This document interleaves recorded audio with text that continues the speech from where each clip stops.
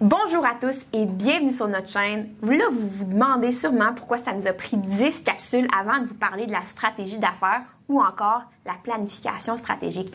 Eh bien, c'est parce qu'il y a des études qui démontrent que oui, la stratégie d'affaires, c'est important, mais qu'à elle seule, elle n'apporte pas les impacts recherchés dans l'entreprise.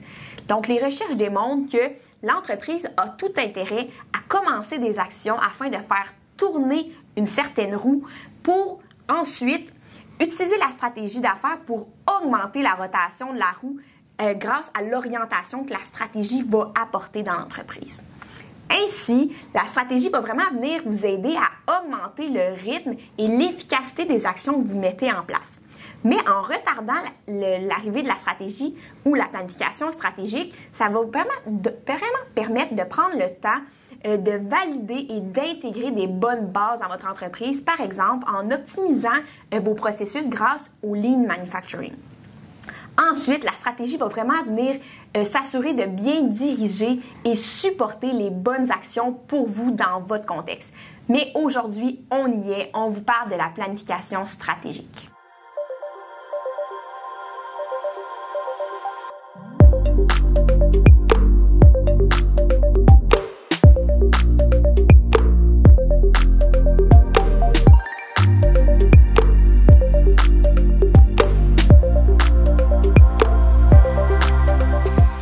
Donc, la stratégie d'affaires, c'est quoi?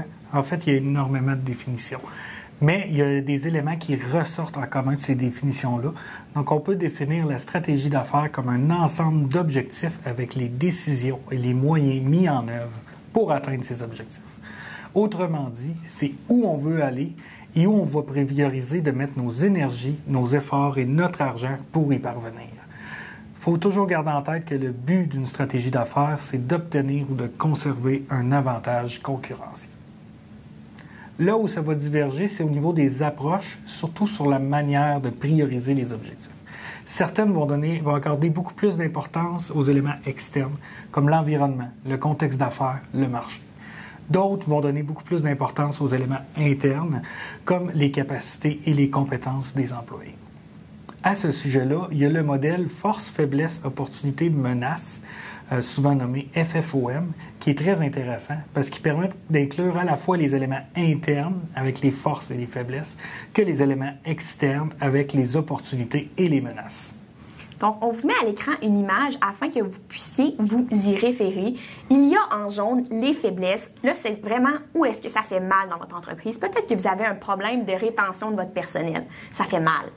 Ensuite, en vert, il y a les forces. C'est dans quoi vous êtes bon comme entreprise. Peut-être que vous avez un super haut taux de satisfaction de vos clients. Donc, une force pour vous. Ensuite, il y a les opportunités en bleu sur l'image. Ça vient de l'environnement externe, mais c'est ce que votre entreprise pourrait profiter si elle prenait action.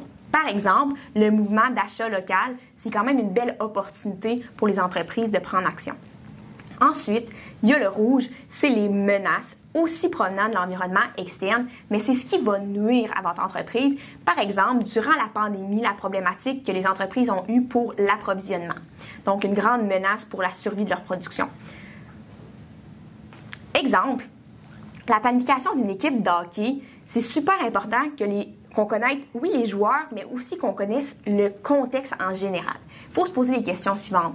Pour le niveau interne de l'équipe, est-ce que j'ai des blessés? Est-ce que je suis une équipe offensive ou défensive? Est-ce que j'ai un bon gardien de but dans mon alignement? Dans quoi je suis le meilleur comme équipe? Puis c'est quoi où j'ai des faiblesses? Ensuite, il faut que je me pose les mêmes types de questions pour mon environnement externe. Donc, les autres équipes, c'est qui? C'est qui la compétition dans ma division? C'est quoi, eux, leurs forces? C'est quoi leurs faiblesses? Est-ce que je suis en santé financière comme équipe? C'est quoi le plafond salarial que j'ai? Est-ce que je pourrais prévoir un échange au courant de la saison? C'est tous des éléments qu'il faut que je connaisse afin de prendre des bonnes décisions. C'est vraiment tous ces éléments-là qui vont créer l'environnement interne et externe de votre entreprise et qui peuvent être considérés comme des faiblesses, des forces, des opportunités ou des menaces. C'est vraiment en considérant tout ça que vous allez être capable de vous fixer des objectifs. Là, pour bien définir vos objectifs, on retourne avec les objectifs SMART, qui est une façon de déterminer si votre objectif est de qualité en se basant sur 5 critères, soit spécifiques, mesurables, atteignables, réalistes et temporels. Donc, pour définir les objectifs SMART, on va commencer par le S. Le S, c'est pour spécifique. Donc, un objectif spécifique, c'est un objectif qui est clair, qui est adapté à votre situation et à votre contexte. Ça donne bien, on vient de discuter du contexte de l'entreprise. L'outil FFOM, c'est très utile pour définir le contexte. Ensuite, il y a le M. M pour mesurable. En fait, c'est que pour un objectif, il faut être capable de mesurer à la fois une situation initiale et être capable de mesurer une progression et ultimement l'atteinte de l'objectif elle-même. Pour ces deux premiers éléments, si ce n'est pas déjà fait, on vous invite à visionner la capsule 8 sur les objectifs et les indicateurs de performance. À la suite, il y a aussi le A pour atteignable. Donc, il faut que vous soyez capable d'atteindre la cible de l'objectif avec des actions. Si la cible est surréaliste, ce n'est pas accessible, ce n'est pas possible. Mais d'un autre côté, il faut aussi penser que la cible doit être assez ambitieuse pour justement qu'elle soit intéressante et motivante. On peut prendre, par exemple, si on décide de cibler un marathon dans 4 mois pour quelqu'un qui n'a jamais couru de sa vie, c'est pas logique, c'est pas accessible, ça ne fonctionnera pas. Tandis que de demander à un marathonnier de courir pour la 3e fois le même marathon sans amélioration de temps, ce n'est pas quelque chose de très motivant. Donc, il faut aussi que l'objectif soit réaliste. Et on entend par réaliste que c'est possible d'avoir un impact. Donc, vous pouvez, par exemple, améliorer votre efficacité de recrutement et votre capacité de rétention de personnel, mais ce n'est pas possible d'avoir un impact sur la pénurie de main-d'œuvre. Réaliste aussi dans le sens pertinent. Donc, ça peut être intéressant de réduire le temps de passage d'un produit dans une compagnie de production. Mais c'est peut-être pas intéressant de réduire le temps de passage d'un client dans un commerce si on a intérêt à ce que le client reste pour augmenter les probabilités d'achat. Et finalement, dans le SMART, il y a le T qui est très important, qui est l'objectif doit être défini dans le temps. Donc, par exemple, je peux vouloir courir un 5 km. Wow! Quand?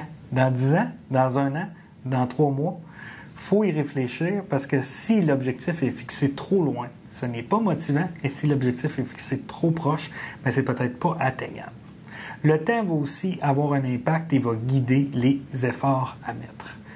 C'est important aussi que le temps fixé soit clair. Donc, évitez les formules vagues comme « le plus tôt possible ». Il faut que le temps soit mesurable. Donc, par exemple, d'ici la fin de la prochaine année fiscale. Maintenant que vous avez en main votre bilan d'entreprise grâce à l'analyse FFOM ainsi que vos objectifs SMART bien définis, vous pouvez maintenant construire votre plan d'action. Le plan d'action, c'est là pour définir les actions et de vous assurer dans le temps de mettre les efforts au bon endroit. Le plan d'action, c'est vraiment comme votre plan d'entraînement qui va vraiment inclure les activités et les actions à prendre afin d'atteindre votre objectif. Si votre objectif, par exemple, c'est une course de longue durée, c'est sûr que dans votre programme, il va y avoir de la musculation d'endurance au niveau de vos jambes, c'est certain. Dans les entreprises, par exemple, si dans votre plan d'action, votre objectif, c'est d'augmenter votre volume de production, il va falloir que vous preniez des actions en conséquence. Par exemple, favoriser une formation sur la machine que vous avez ciblée comme étant le goulot d'étranglement de votre production afin de lui donner un meilleur rendement et améliorer son efficacité.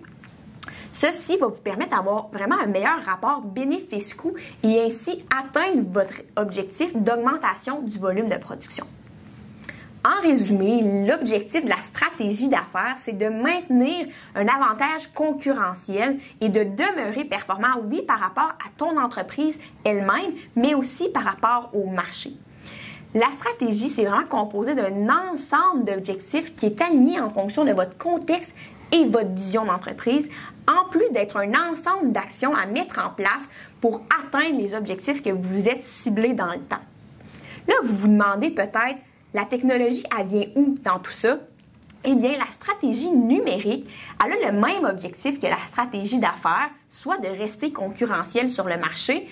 Et la technologie, c'est vraiment les outils qu'on utilise afin d'atteindre les objectifs d'affaires de notre stratégie numérique. Mais pas d'inquiétude, la stratégie numérique, on va vous la présenter dans une de nos prochaines capsules. Donc, voici ce qui termine notre capsule pour aujourd'hui. On se voit la prochaine pour couvrir le sujet de l'impact positif d'avoir un bon plan de formation pour assurer que vos employés ont l'expertise et les connaissances pour être efficaces. On vous invite à vous abonner pour ne rien manquer. À bientôt!